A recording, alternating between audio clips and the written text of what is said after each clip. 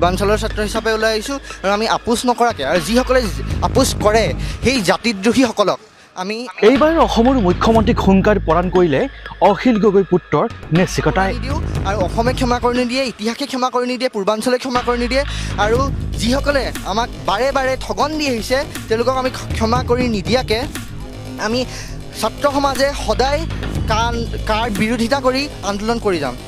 ছাত্ৰ সমাজে কি কৰিব? ছাত্ৰ সমাজে আমি হেৰি ল'ব লাগিব, মুঠতে আন্দোলন হ'ব। আমি গণতান্ত্ৰিকভাৱে সমগ্ৰ অসমতে কা বলবৎ হোৱাৰ পিছৰে পৰা অসমৰ চুকে কোণে দল সংগঠন জনতাই প্ৰতিবাদ কৰিছে কা বিৰুদ্ধে।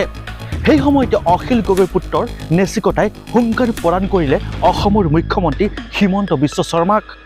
এই আইন কেতিয়াও মানি নলওঁ বুলি প্ৰতিবাদ সাব্যস্ত কৰিছে অখিল গগৈ পুত্ৰই। Bureau report, news 8 Assam.